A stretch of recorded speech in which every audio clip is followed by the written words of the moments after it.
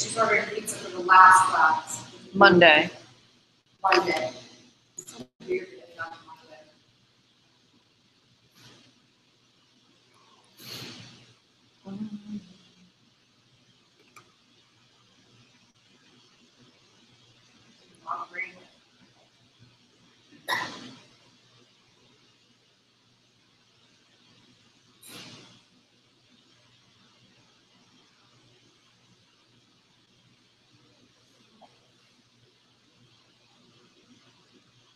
I'm gonna try to find this. I'll be back. This is taping. There's 3 of them together. They're in sisters. Open up the class.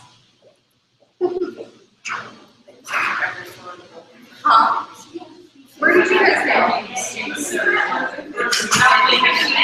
Oh, you went for it once and then you went on? No, but there's a lot of nice furniture downstairs.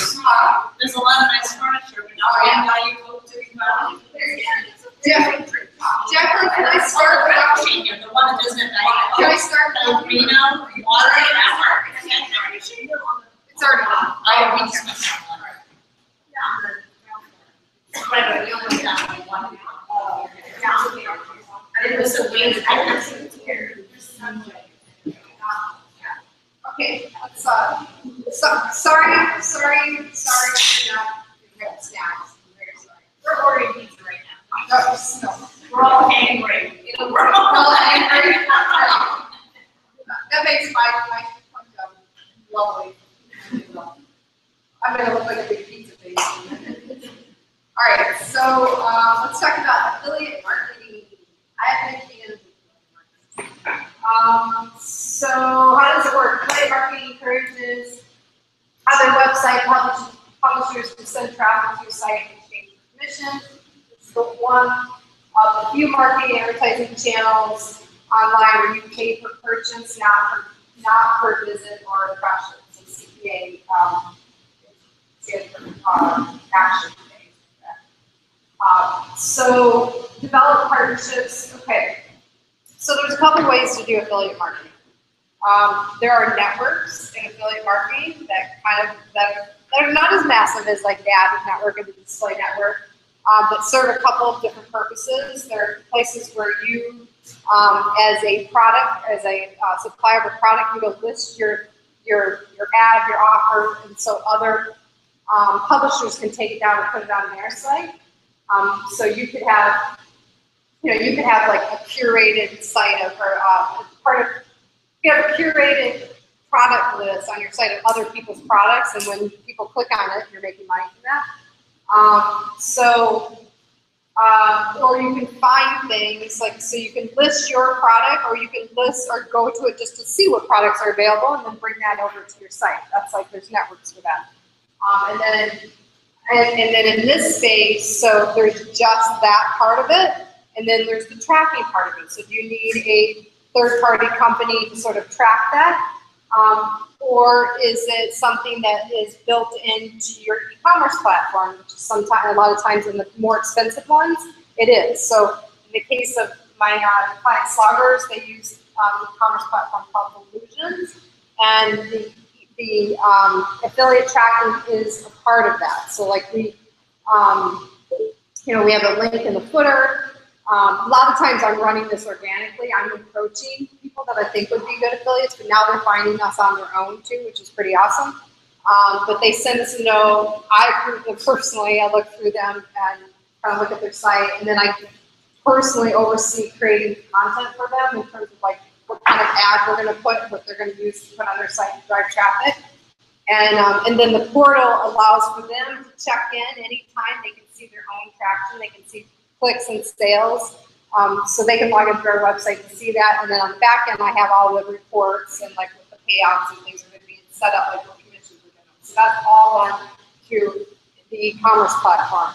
I don't think like the smaller companies, like the Shopify's of the world, have built-in affiliate. They do it through plugins. But the bigger e-commerce platforms do have it built in. So what else is here? And so these are some of the names that when you're like looking for like the networks, like to go find, like where you could be listed if you are providing a product, or where you can pull some of these things down on your site. This is some of the players. Here's the link here, word styles, skin links, affiliate, and pay. And some of them, like I said, will immediately say, okay, yeah, we can run it for you too, like we can do the reporting, or that will be done through your e-commerce. So, and then, so in this space, like there's so, just like there's publishers that make just money on advertising space, or their business model is, you know, the advertising space, if they're through advertising on the site. In the affiliate marketplace, and probably all come across these more for women in the group. Sorry, guys, it's always about fashion. But when we look up something today, I was looking for these shoes actually, because we're getting more out.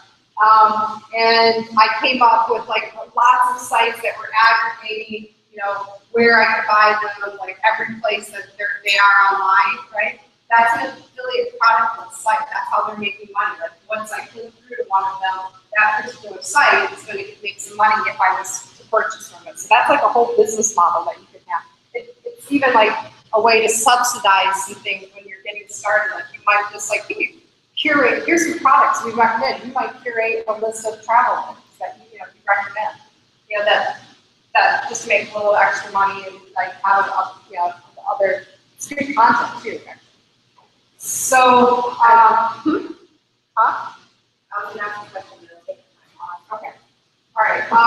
Listen. So, product feeds enable automatically updates.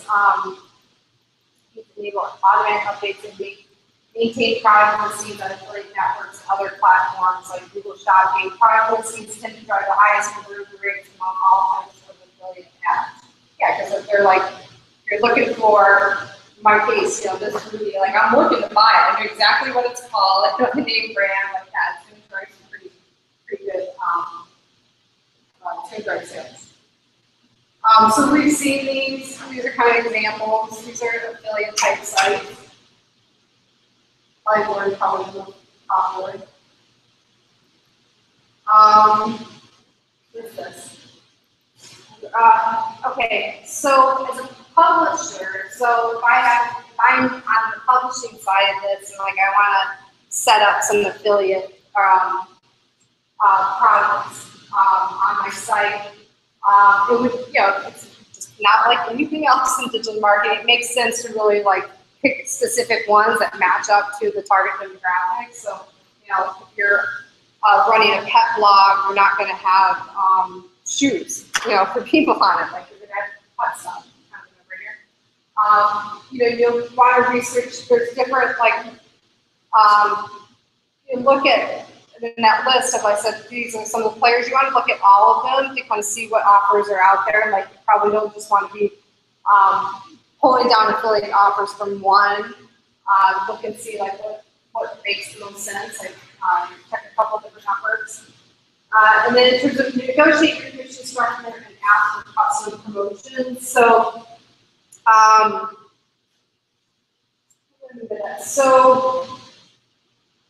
everything's negotiable, and usually how the commission structure works, I think I have a slide coming up, is they, like, the more you drive, the more they give you like a little extra percentage. But like, so if you're driving like your first $1,000 worth of sales, you might only make 7% commission, but then when you reach that 1,001, you might bump up 0.5% or another percentage. So there's opportunity for that, and of course, like you want to create systems like that that encourage people to continue to talk about it. Like, so a lot of like make sure I'm just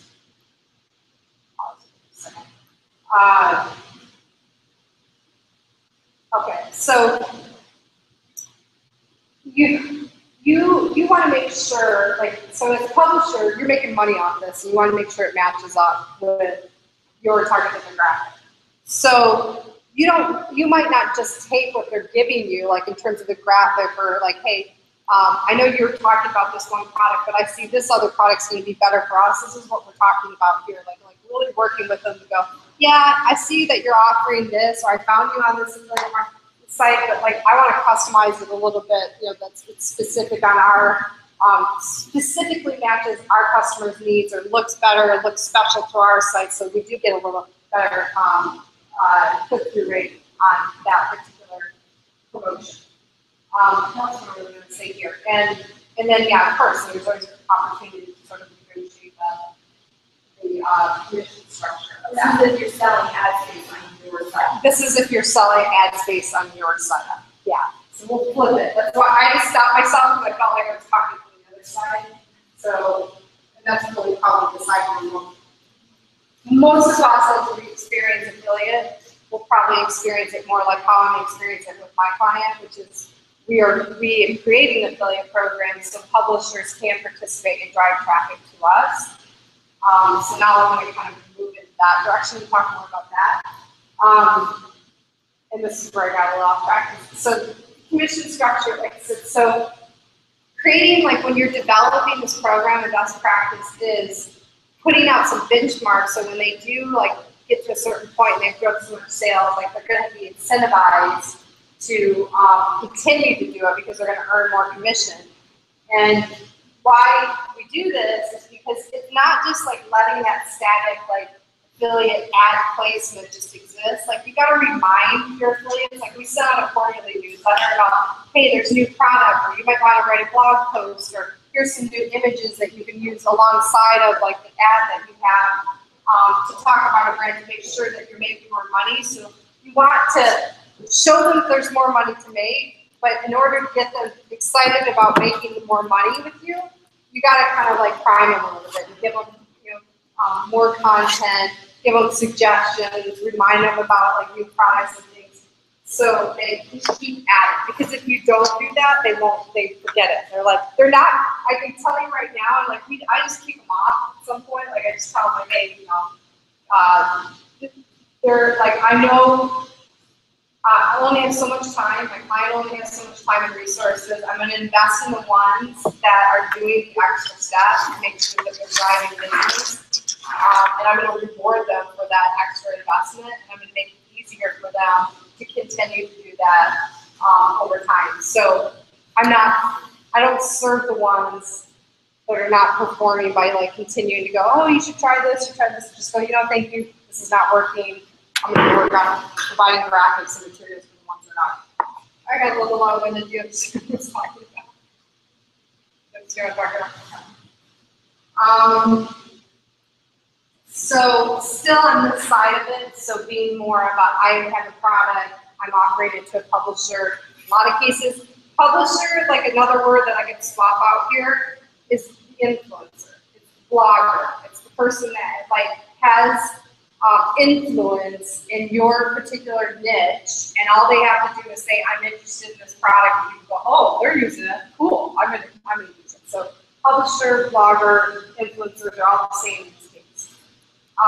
So this slide is really talking about, so if you're more good, so I'm mostly, like I said, doing the affiliate program that I'm doing it pretty organic. Like I come across them in social, they comment on something, I look them up, I'm like, ooh, great influencer. This would be a great person, like, to put into our affiliate program. I pitch them on it, they go through the steps and we set them up. We have, like I said, we're starting to see ones that are just finding out about it, and that's great too. I still go through the same process of reviewing if we're going to be a good one or not. But, so I've never done the step of, and we could do this, and this might be 2016 first quarter activity that I kind of work on is going back and listing sloggers on some of these affiliate networks where somebody else can just grab that down and place it. We could do that. We could experiment with that. So in this world, so the things to sort of think about though is be clear about, like, do you get to approve it before someone just puts it up on their site? So could my slogger's product end up on a porn site? I mean, I know that's like your extreme example, but like some networks will just let people pick it up and put it anywhere, and they can also, when they pick it up and put it anywhere, they can say anything that they want around it too. Like, you know, who knows? Like what they're saying to sort of drive, to talk about that product or drive, you know, sales through it. It might not be the way that we want to represent the product. So some of them will have, like, you have to kind of opt into like this premium sort of a placement where it's like, I want to approve it. I want to approve where it's going before it just goes. But isn't that like working against them when they try to find the best way so you keep buying? Who's them in this case? Well, any of the people in this chain of events, because if it's the network or whatever, they're putting it in shitty places, you're not going to use them anymore. They don't care. I mean, some people, they're just like, they're up. Some people just think about volume. Like, there's people, like, I'm sure you've come across at some point, because you wouldn't be in this class if you had a YouTube video that says how to make money on the internet. And it's, right, has anybody watched a YouTube video on how to make money on the internet at some point? Raise your hand. Nobody in this class, what?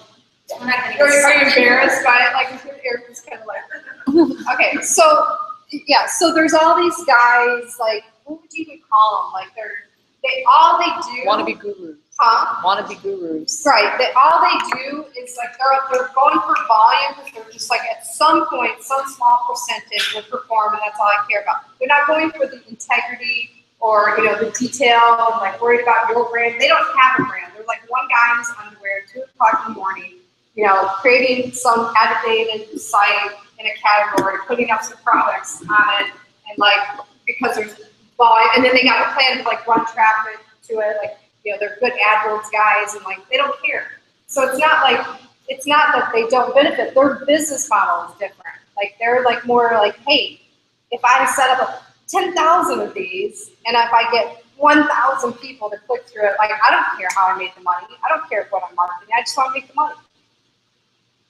So, yeah, it just seems to me like, I don't know, I guess coming from a computer standpoint, it's always a target. yeah. It's always targeted. I would never just go, oh, I'm going to send this to 6,000 newspapers and see which one. And I don't do that because it just gets pissed off. Right. So you just don't do that. Yeah. I find exactly the writers are writing about that thing and I send it to them. There's always been this since the beginning of marketing time. So let's think about, like, just even direct mail. Like, direct mail was highly segmented, right? I mean, people would go like, oh, if I print up 5 million postcards, I'll at least get 2% return. Like, I don't care. Like, I've got the list. I don't care. I'm going to do it. I'm just going to. It's not highly segmented. I don't care. We care more about it now than we ever have because of how much competition and noise there is. But most of these people that are running that business model that don't care, they're not really marketers. They're looking at the least amount of time that they can put into something to get the biggest return. They don't think about, like, putting in a little bit more quality might turn more quality result. Like, they don't. It's just a difference in the business model. They're definitely not marketers.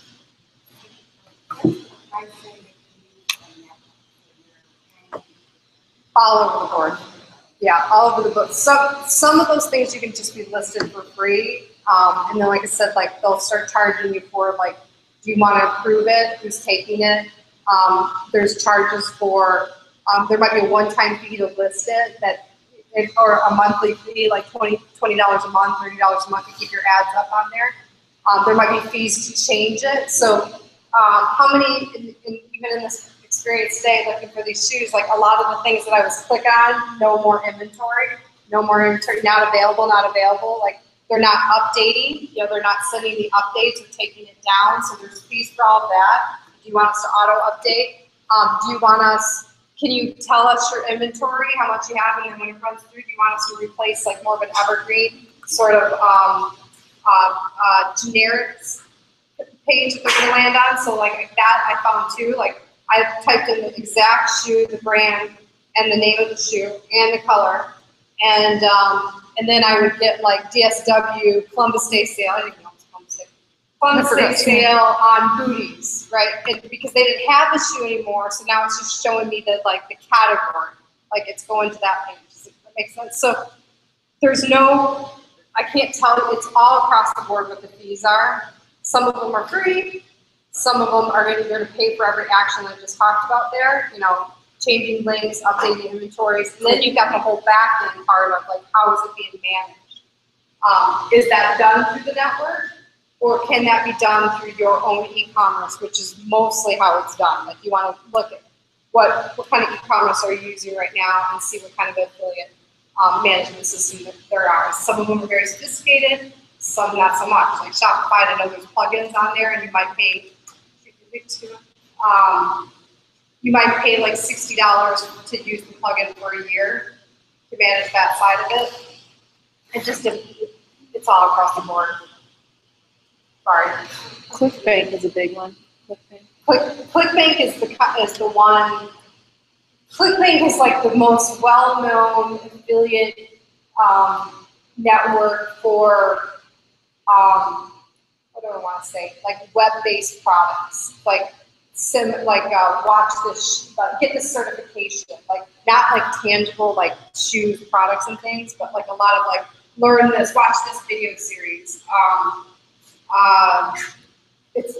But most of it on there is like nothing hard copy. You might get like a something that could have been software, but now it's like you have access to it online, but it's usually like not a tangible product type of. Where am I on this? So kind of like points to kind of you're getting listed on this thing or on these affiliate networks, like, you know, put some time into what your offer is. Just like, you know, good creative, they can stand out, it's organized, provide like support materials. So being able to like say, you know, contact us if you want different size image, you know, different size graphics. The evergreen links, what I was talking about, is making sure that you know, you don't. If you're using one of these networks, or if you're listing on one of these networks, and you only have a small inventory on something, like you might want to, you want to make sure there's like some options for you to like replace that link when there's no inventory, or maybe because you only have really limited inventories, you shouldn't be doing something so specific. It should be more of a driving into a category page or the home page or something like that. You don't, because there's nothing worse, and I experienced it today, there's nothing worse than like, you know, being a good searcher, putting all your information in, and it says, oh yeah, click on this page, you're going to get the results returned, and you click to dead links, product unavailable. It's like, it leaves a really bad taste with it, even the brand. Like, so today that was Macy's, Nordstrom's Rack, you know, like these places like haven't cleaned up their affiliate links. It's like, you know, offer like, this is all kind of the details of just doing the research on the networks, but like, what do they let you put up there as information? Like, is it a text link? Is it a battery link?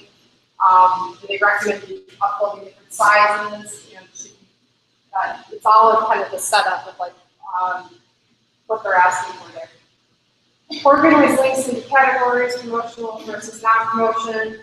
Sort of kind of hitting on that with the evergreen content. So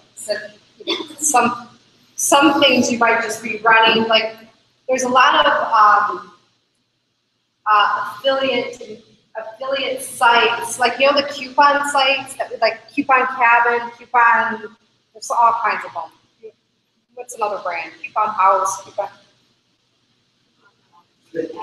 Huh? Slick. What is it? Slick heel. Slick deals. Slick deals. Slick deals. I want slick deals. Shoes on my mind. Yeah. So all of those, like, a lot of times, like, they don't even have new promos. They're like offering things that site already offers, like free shipping over $75 offer. Like, it's like evergreen stuff that they might put it out as a promotion, but it's truly something that the other site just offers in general. One of our affiliates with Sloggers did that with all of our stuff. Like, they took our affiliate, our recycling program, which we say something like, if you send a pair back, you'll get like 10%, or you'll get a promo card for $5 off your next purchase. And they put that up as like an offer, a coupon thing. And so if somebody's coming through to their site, clicks on that, buys the shoes, like they're making it like commissions on that. So they don't always have to be like the point is here, it's like, be careful if you don't have a lot of inventory, and you can make things sound like a deal that are just things that you're already offering, and you can list that up as an affiliate, an opportunity for someone to list on their site, an ad, create an ad that's going to your site. Create commission structures that incentivize performances. So they're typically like, they really start lower than that even, it just depends on the margin of your product, so like 3% to 10%. Send, and then I've said this already too, send monthly newsletters to publishers. You should include information on new links, new promotions, and summary of best performing products and links. You just want to keep them excited and like talking about that. Maybe, you know, getting them to think, maybe I should move this banner ad, or maybe, you know, maybe I need to write a blog post in connection with it. Like, just get them excited about making money. And then this is, so Linkshare is probably a good place to get started to sort of learn about these and see what I'm talking about, like what's listed, how do you get listed, and like pricing, especially like all these little add-on services. I would kind of start there, and I know that they auto-approve. You can turn off auto-approval or not when you have like when you're a platinum publisher on their network, and you don't know what that costs is to do that. But give you more options and you can pay a little bit more into the network. Okay. Obviously not doing that. Questions about affiliate marketing? I know this is kind of broad coverage of this. So my encouragement here, especially because this is the last class, and you can do well in affiliate marketing, I would encourage people to take a little deeper dive. There's definitely some good resources and folders, but take any one of those brands like Linkshare, Kate, and just dig around on that, and maybe come to class next or Wednesday with some questions, or email me, message me, or Jacqueline, to go a little bit deeper on that topic. Were you through? 9:08. Okay. All right. So I feel like I have to turn around. It's a whole new topic. All right. So now we're going to talk about. Finish up with LinkedIn and Twitter ads. And so LinkedIn, so what do we need to know about like advertising on LinkedIn? There's a couple things that are not totally transparent to us as like a self-service user buying ad space. So one of them is LinkedIn is essentially now its own ad network. So if you're a partner of LinkedIn, you can actually buy ads through LinkedIn, on LinkedIn, and through other publishing sites. So this was announced, I think, just this year. LinkedIn partnered with Nexus to deliver ads based on LinkedIn data, not only on LinkedIn's site and apps, but networks of 2,500 other business-focused websites. Basically, LinkedIn is now its own ad network. So why this is kind of cool is LinkedIn does have some. If you are marketing, or if you're a B2B business and you are very certain about like the title that somebody has, you know, that you're in a business that you're marketing to, or the industry that you're marketing to, the industry, the area, and stuff. LinkedIn does do a really great job of capturing business data on people. So this is like a really good thing for them to be able to say, like, look, we're tracking the data through LinkedIn and tracking where these people go outside of it, and it's giving you the ability to advertise on other business-focused websites via the data that we know about them through LinkedIn. So that's a pretty cool thing. That's not something that, like, again, from like the self-serve model, we're going to experience it. We'd have to go through a LinkedIn partner to start exploring some of these things. And at any time, like, you can search LinkedIn partners. If you're in their ad portal, there's always something, they'll like suggest something like, do you need to connect with one of our partners? That's what they're talking about. Anything that, if you see an ad space, even on LinkedIn, that's outside of being able to promote a post, you know, like so it's in the stream on your homepage on LinkedIn, or being in like little typical like sidebar ads. If you see something else, it's happening through their partners. It's available, but you can't just go through the self-service portal of LinkedIn and get to some of these things. And even if you probably if you did just even a Google search outside of LinkedIn, just said LinkedIn partners, it would come up with a list of media firms that you could use some of, but certainly get into their ad network and possibly have like some other opportunities for advertisement on LinkedIn outside of the typical. What else do we need to do here? So that's not like, when you're connected with a LinkedIn firm, you're not, it's not like hiring a PR firm. It's a little bit more hands-on, right?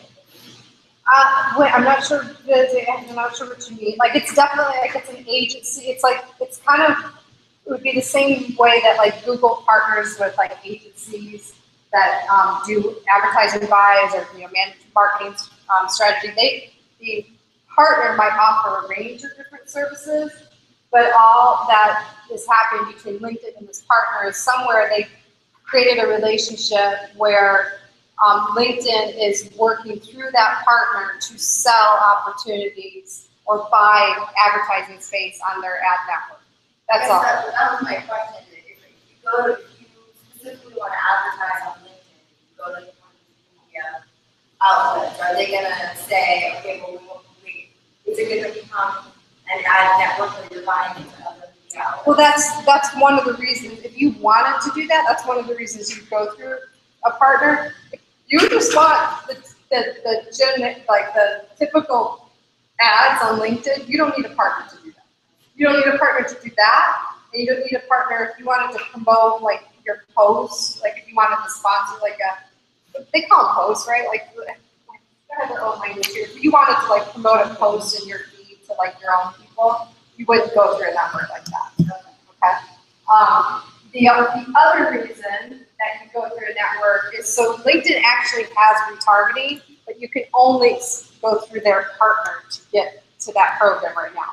At some point, it's probably going to be just like Facebook, and we can get to it from the self-serve, ability to place an ad, but it's not there just yet. And they call it LinkedIn Lead Accelerator. Why did they just call it remarketing like everything else? I don't know, but that's what it is. What to know here? So it's a little bit more expensive to advertise on LinkedIn.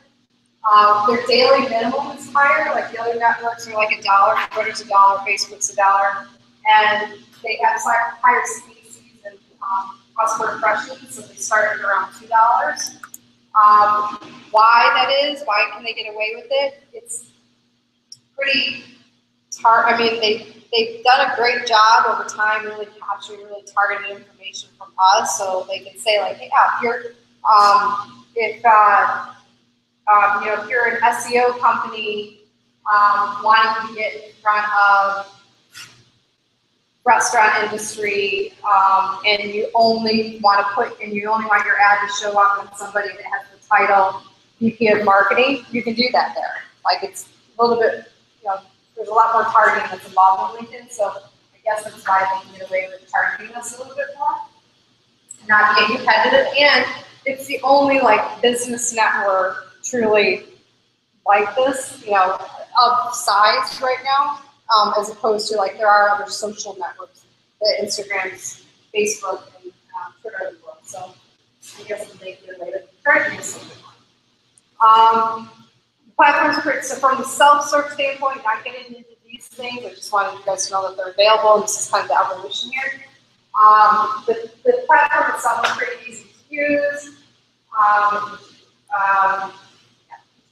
Pretty easy to use. And in fact, they actually updated in the summer, or late spring, summer, they updated the platform itself, but they've been rolling it out slowly. So I just got an email just last week in my inbox about, oh, we've upgraded you to our new platform, and I'll show you the difference of like what you're going to see when you log in. And right here. So if you went to go buy an ad from LinkedIn, clicked on advertising. Is anybody on the site right now? Are you on YouTube? I was going to YouTube. Yeah, I know. It's ridiculous. Something. That's okay.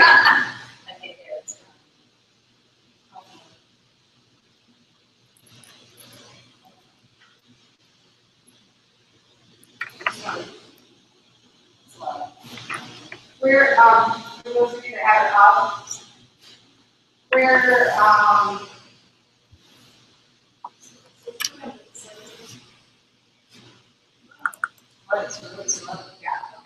so advertise, so if you put it on business services and advertise, you should, go ahead and forget it, should do. Somebody like this. See, now they use yes. We're all gonna get started. Like, how bad? Why is it? Should have brought it into.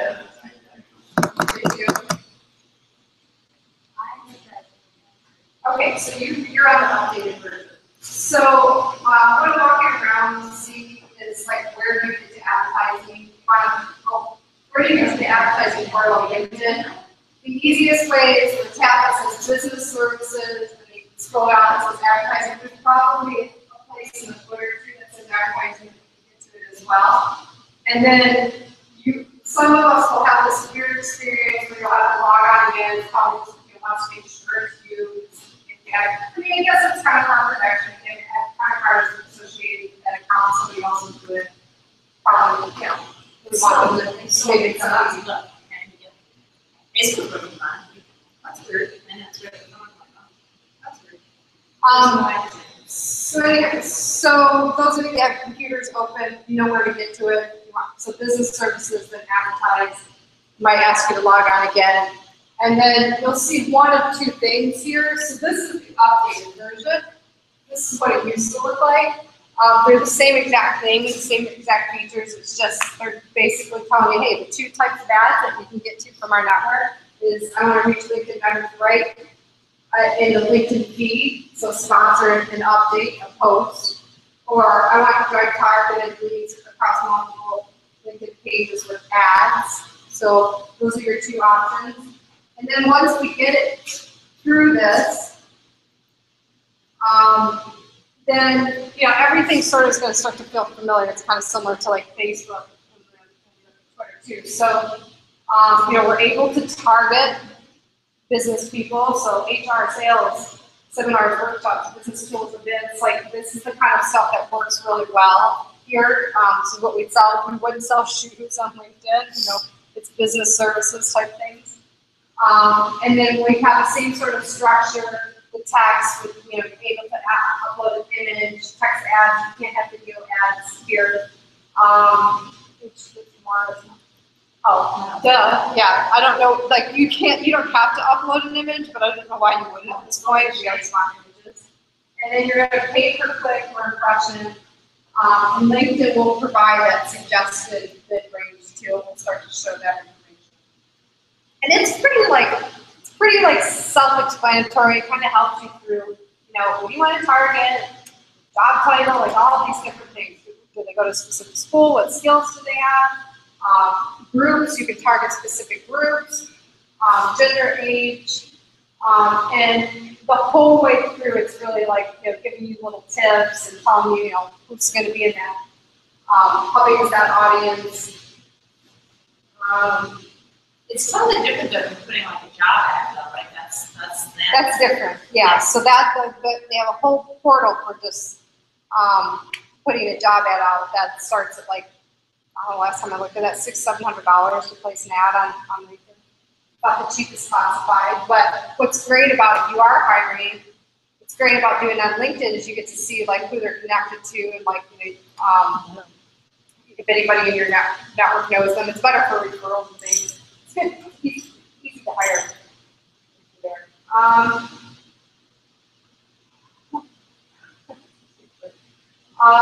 So again, just reiterating, there's really nowhere else that you can get this kind of information. This is what makes the ad network here, buying ads awesome. Because if you're a B2B and the only person that you need to be talking to are people who are purchasing, and that's what we want the ad to show up. This is great, for B2B marketing. Is it mostly a certain kind of business that chooses it? Like I think probably maybe a lot of media companies off as well, or techies. Well, obviously the highest percentage of people on LinkedIn are recruiters. That's who spending their So anything business services are. anything HR, any HR product that you have, if you're an HR product, you should definitely be advertising, using LinkedIn. Yes, a lot of media companies, a lot of people, like businesses like mine, and I have done this before, promoted like a seminar that we were doing.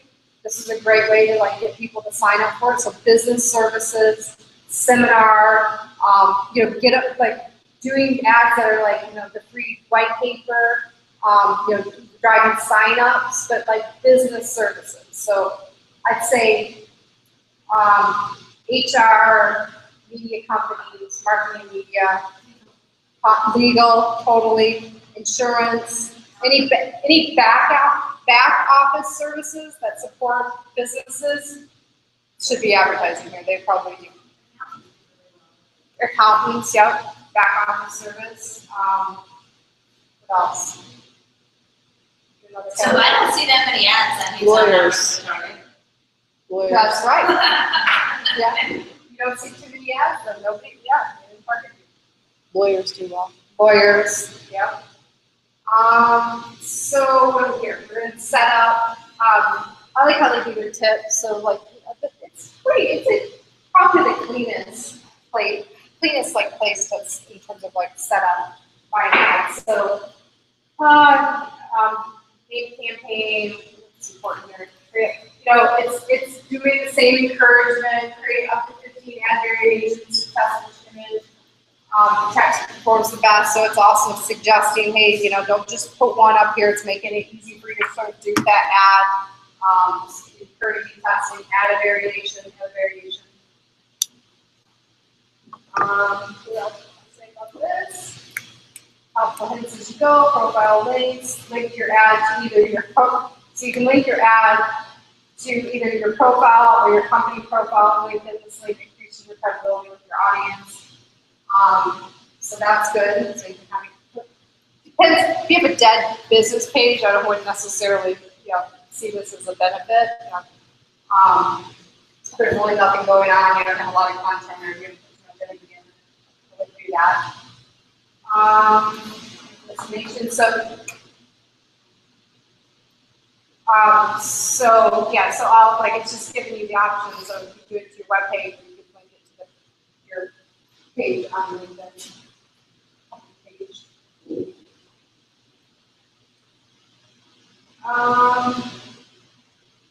What's going to say here? In terms of like limitations and like headline copy and support copy, it's about the same as Facebook. It's going to stop you if you go over. So these are not things that you have to memorize. But I do recommend before it's not like once you're ready, like you're going to advertise. You don't sit there while you're in the portal and figure out your creative. Just figure out your creative before you get here and modify it based on like how it's showing up. Like I'm really cautious of like how the lines react. Like I would be to like see. Yeah. I would if my copy didn't work. It's like I would add something. I would just make it look a little bit nicer. But I write that stuff outside of it very strategically. That's the reason that advertising kind of thing. I don't do it here.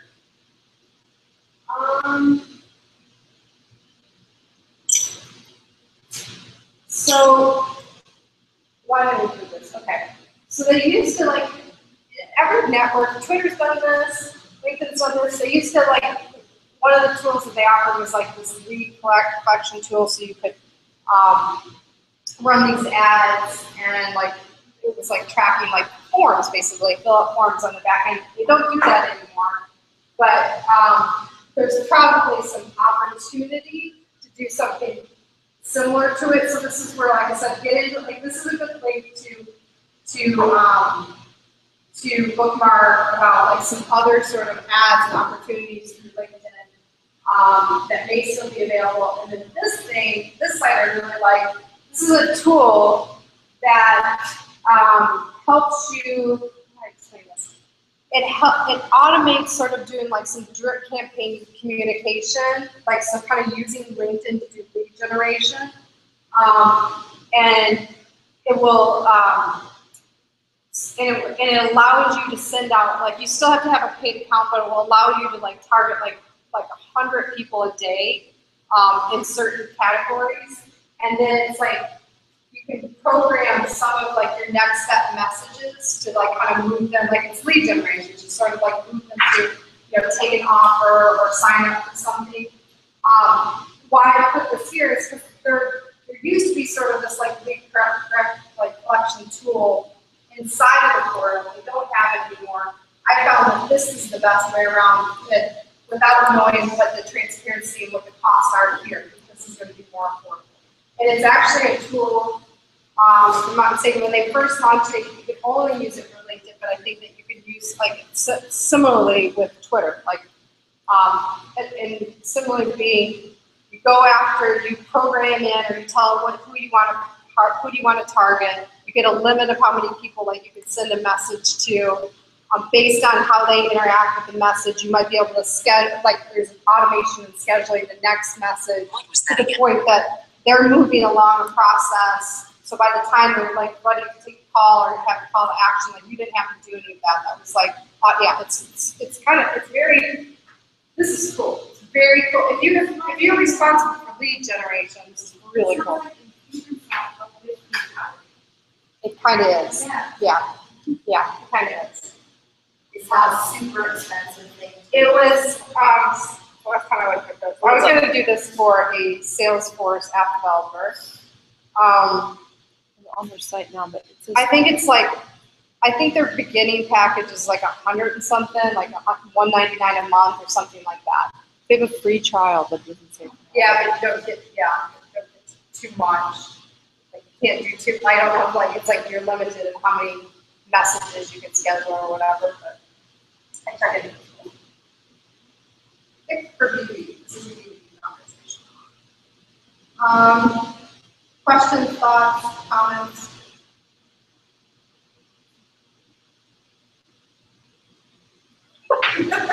Or just looks. That's what I'm getting.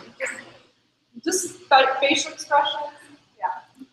You're not excited about LinkedIn? Nobody's excited about LinkedIn? It's like one of our worst sources of Really? We spend the most money on that. That's where our money are. Yeah. It doesn't done the whole self-serve model. We're going to use that like $25,000 for a quarter and Yeah. I don't see. I don't. Huh?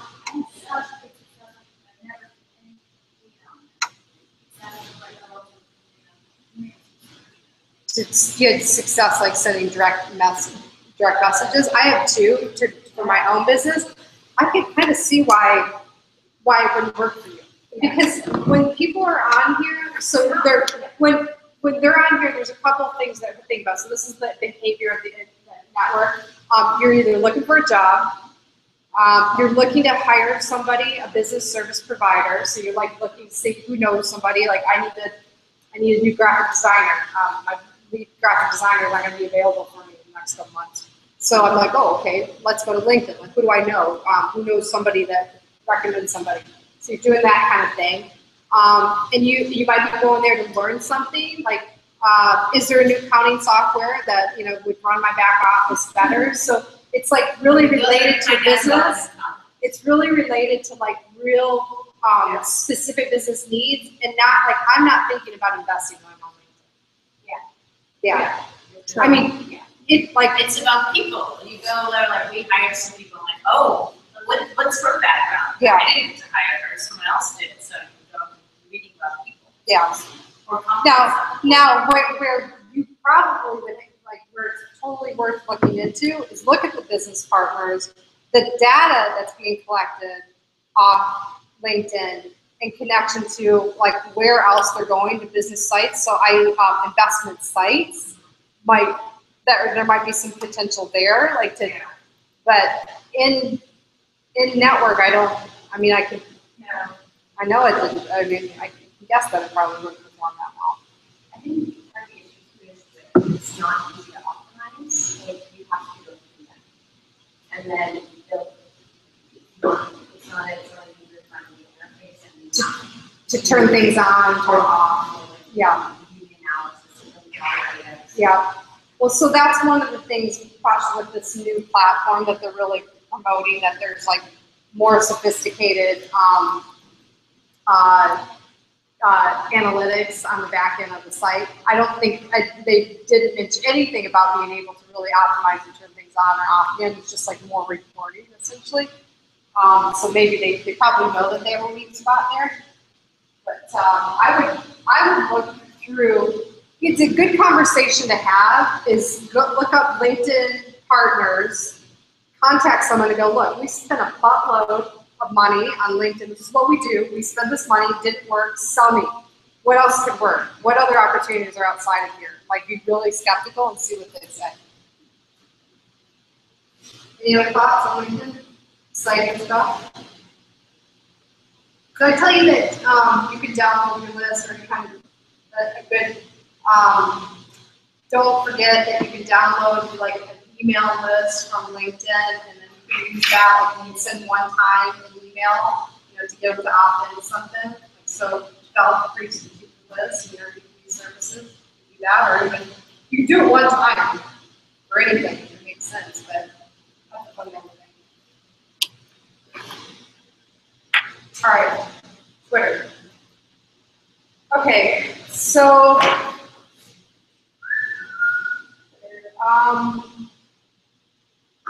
well, this is not really what's new anymore. This has been off for a while, but so what can you do on Twitter? They have a very a quick promote that you can do that's similar to like the boosted posts on Facebook. That you can quickly go through, grab a post, be on a post, and boost it. Very, very similar to Facebook. There is also retargeting available through Twitter, but that's through the partners, so that's not something in the self-service site just yet. Where we can do that. We know how to do it in Facebook. We can't do it here. Twitter cost per click and cost per impression starts at about 50 cents, $1 a day minimum here. We don't have that $10 minimum like you get on LinkedIn. What's going on here? That's fuzzy. SoCal Surf Company. Our summer. Oh, you're reading it for me? Summer 2015 line of surfboards are now in stock. So this is just the steps 1, 2, 3, and 4 to do a quick boost. So you could do like a boosted post on Twitter. That's what you're going to see in experience if you set that up. What else do we have here? So essentially the two things that we know. So we can promote an account. So we can drive followers to an account. Or we can promote a tweet. Really, the third thing is that we can send it off-site, so we can send to your website. So those are the three things. When Twitter started experimenting and when they launched their advertising campaign, you could actually sponsor the trending hashtags, which they were really, really expensive. So only the big brands could do that. So what do you see when you go to set up Twitter advertising? So first of all, do we all know how to get to it from Twitter? So it's up at the top. What does it look like? It's either up at the top or at the bottom. Who's on Twitter right now? You're able to get on there? Yeah, it's totally big deal. So you can do it from advertising. You can do it from advertising, or what do you say there?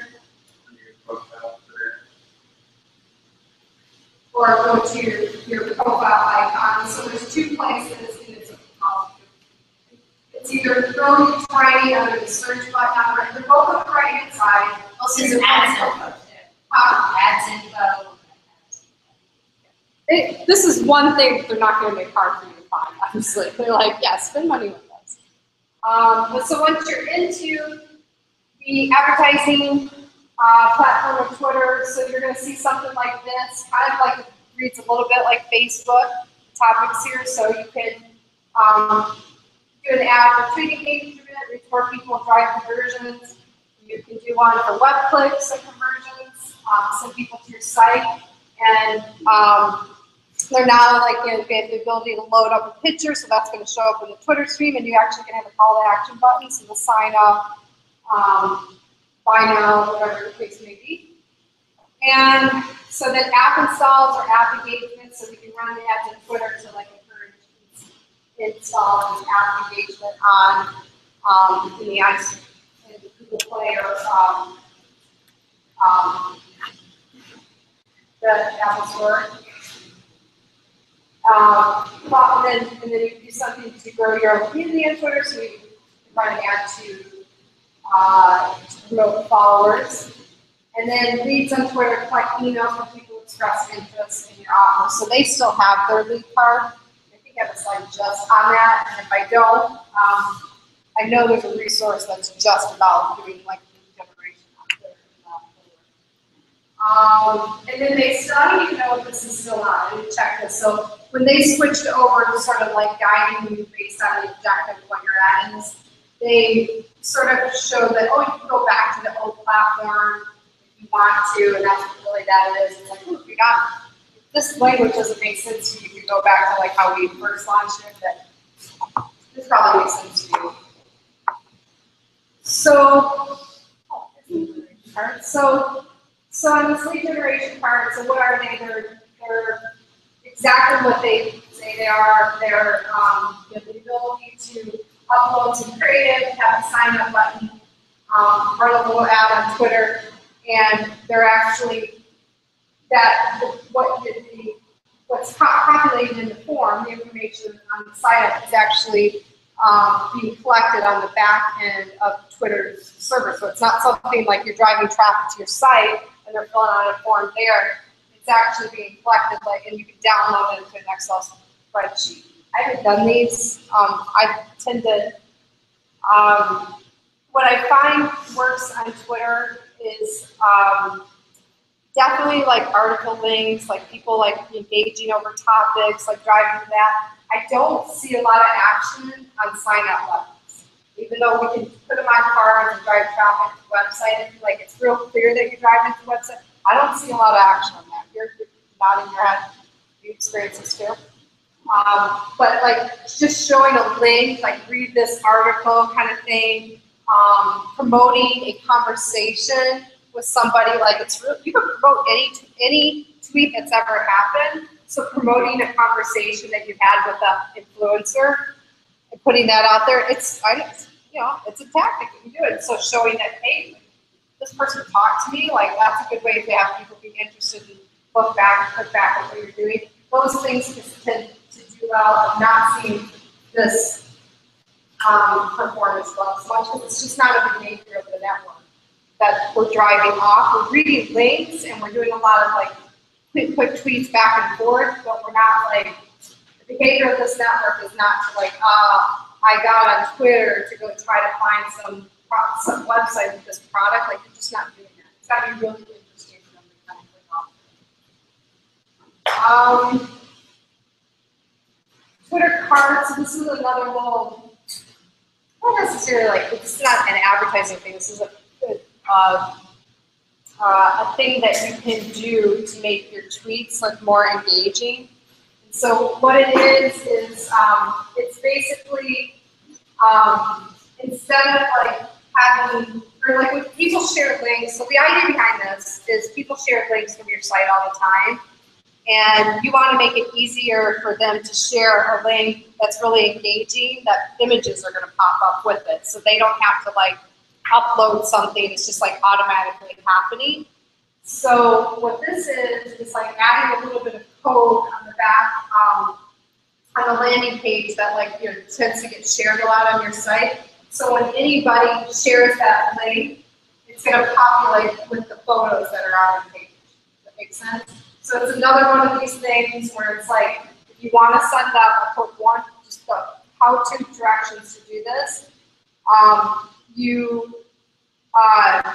it's going to generate a piece of code. It's going to be a piece of code that you have to put like between your header document, and then anytime somebody shares that link from that landing page, their tweet will have photos. Will include the photos that were associated on it. Make sense? Basically, the pictures go with whatever. Yeah. So just like,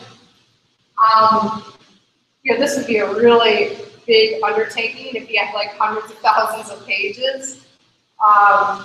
be great if there was like somebody developed a little quick widget to do this. But if like you have a couple pages that get shared quite a bit, you know, it's a good idea to maybe go back and embed this little code so it's just a little bit more interesting, making sure people are seeing that. Does it work with video? I don't think so. Question mark on that, but I don't think so. They're really cool though when you call them, they'll talk to the phone, that's like. Twitter? Yeah, the Facebook people were Oh, talking, yeah. you get like one guy and it's like, yeah, fuck you after that. But the Twitter one, they're like, oh, that's You what got you a guy on Facebook? Oh, I did, I had a guy from advertising. Never mind. It took him like 4 days to call me back. So yeah, they have well, it's a different culture. Like you can really tell, like you can really get a sense of like what their startup culture is like, and like you know who they are. They're very different from Facebook. Very different. Much more different.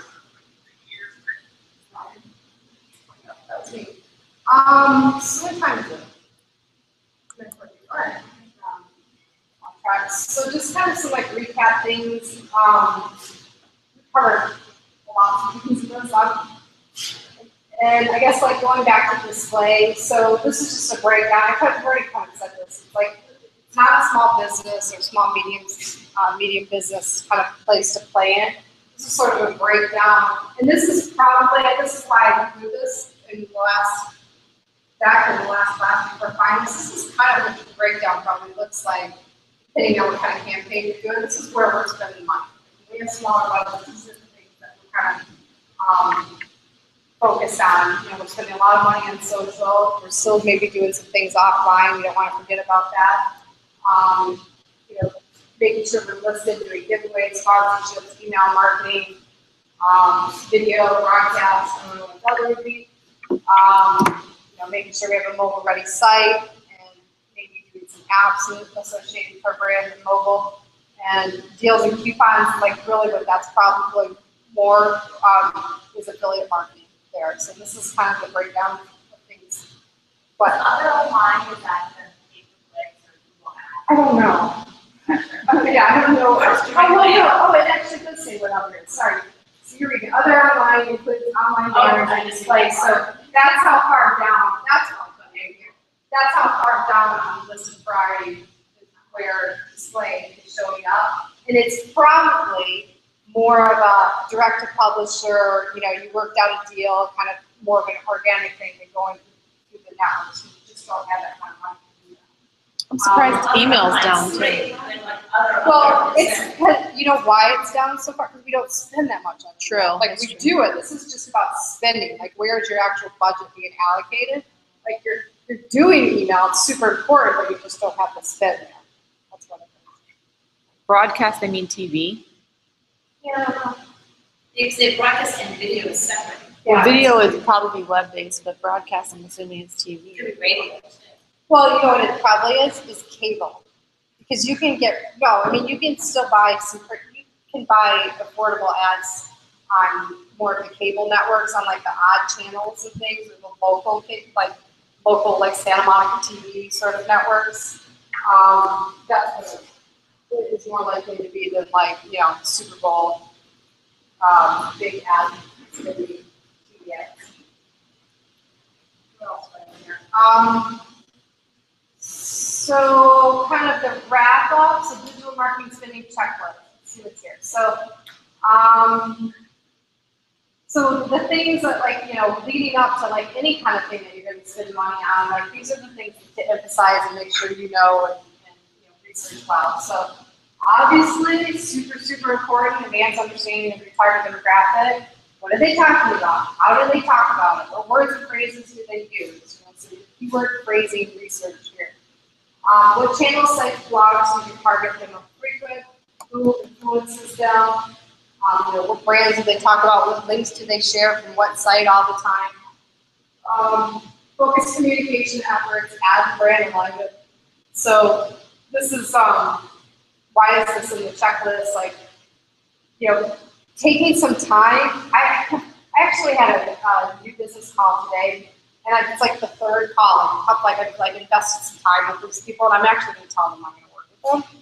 And it's because they want social. They want social to perform better for them. They have absolutely no brand story, no brand elements, nothing that I can even build a story on. So I wrote a proposal, like, if I'm gonna manage your social or give you social strategy, we need to build some stuff out, right? So he, of course, comes back and says, well, I got different people working on this, and I don't want you to do any of that. I'm like, I'm not gonna do your social work. I can't. I mean, I'm on the line for performance, and I want a case study out of it. I want to be able to say, hey, we did this, and therefore the results are here, and I want them to be successful. I want it to be successful. I can say it's good, and I want the client to be successful. And he cut a third of what I need for him to be successful out of the proposal. I'm like, I can't work with you. Like, how? I mean, I'm not a musician. I'm a musician. I'm not that even. I'm not a musician. I can't imagine.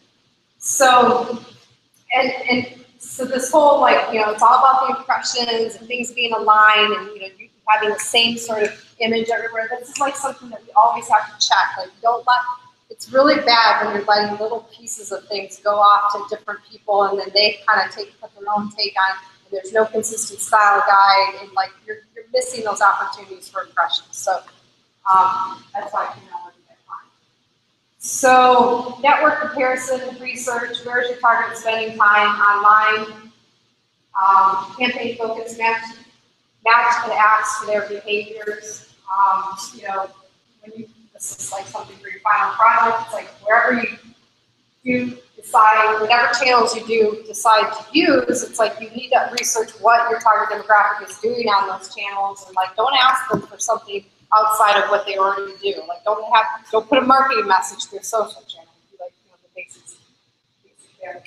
Campaign strategy, you know, planning your versions, like how many different ad versions, copy, images, or even text, what happens next. It's kind of what stage I'm in with my own targeting campaign, like what are we going to do next, keep the impressions going. How will you measure, where is the data, what can you do with it, and are you able to connect and track track data sources? So can you kind of compare in analytics, does it match up with what Facebook's saying in terms of clicks, like, you know, kind of cross-checking things. So optimizing your campaigns, creating variations, which campaigns are performing best, which campaigns are performing worse. So adjusting that, right? So Pasha was saying you can't really do that with LinkedIn, but you know, you certainly can do that with Facebook and Twitter. Which ads have the most effective graphics and copy in terms of click-through rate, and conversions with campaigns, which ads should be paused. Where else can you use it? What else can you do? And that is tonight's lesson. There's no homework, no more classes. So you definitely should be working on your final projects. At this point, because I haven't heard from a lot of you guys on your final projects, please email me directly. Don't worry about my boundaries about Schoology if you need me in the next couple of days, and I'm sure you'll offer the same thing. You're okay with that? Yeah, just email us directly. If you have a quick question, you want us to run us, it's Stephanie@socialbling.com. So if you have a quick question, you want us to look at a slide, you know, have a hard time finding a source for research,